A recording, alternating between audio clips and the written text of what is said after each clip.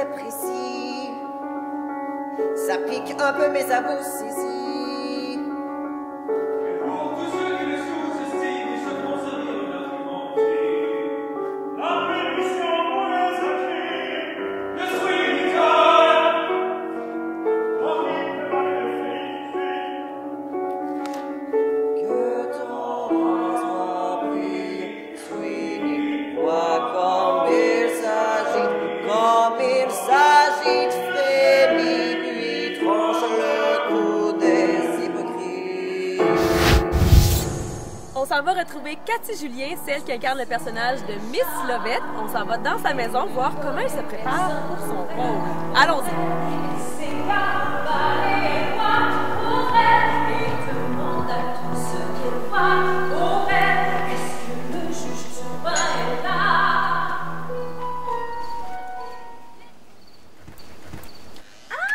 Allô, Sally! Salut! Ça va? Oui! Bienvenue chez nous! Merci de nous accueillir! T'en viens-tu faire des pâtés? Ah! Tu fais des pâtés? Ben oui, parce qu'il faut que je me prépare à faire des pâtés pour le show. Oh! Parce bon. que je vais faire des pâtés pendant le show. Oh mon Dieu! On y va! Viens-t'en!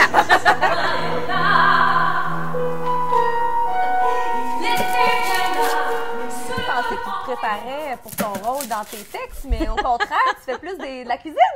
Je fais les deux, en fait. Ah, OK. Mais la cuisine est bien importante parce que si j'ai à manipuler sur la scène les pâtés, puis à faire de la pâte, et j'espère que je ne couperai pas un oignon sur scène, Oui. mais j'aime autant être prête. Que d'arriver, puis de le faire surtout.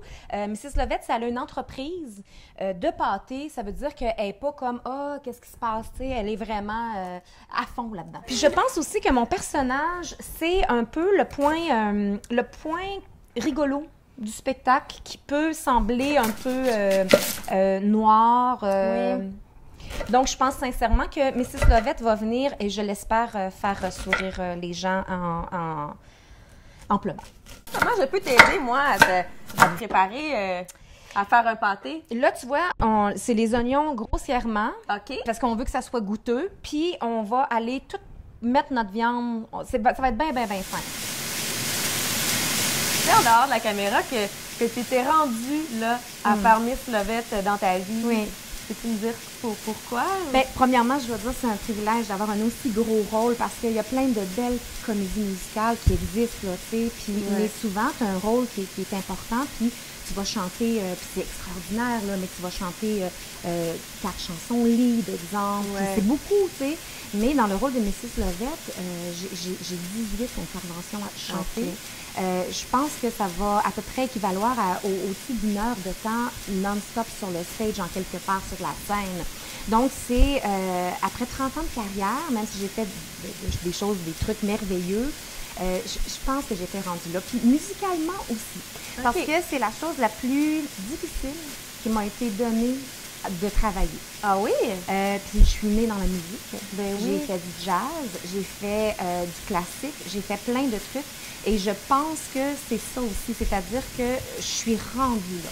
Le jazz m'aide, c'est fou à dire, hein, c'est de la comédie musicale, mais c'est tellement écrit là, de façon minutieuse et avec des tensions, tout ça, du chromatique. Donc, le jazz et le classique m'aident à travailler cette œuvre-là.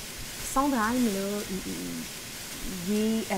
j'ai le goût de dire, il est fou! mais oui, vous êtes fou, Monsieur Sondheim. C'est de la façon dont c'est écrit, c'est délicieux, mais ça sert le personnage. Mrs. Lovett a des airs, généralement, tout le temps, c'est « Hey, qu'est-ce qui se passe? Qu'est-ce qui va pas? » C'est tout le temps comme, elle est un peu dans sa folie.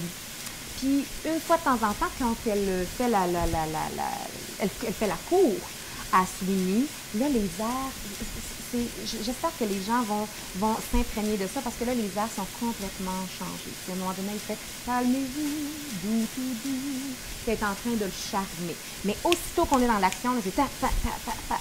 Et il va y avoir des gestes avec ça aussi au travers. Et les gestes arrivent sur des, pour ceux qui connaissent la musique, sur des demi-soufflés. C'est complètement fou. Ben oui, c'est complètement fou. Quatrième fois, jeune homme, que vous vous intéressez sur ce bar. Et quoique je sois toujours magnanime dans ma façon de faire respecter la loi,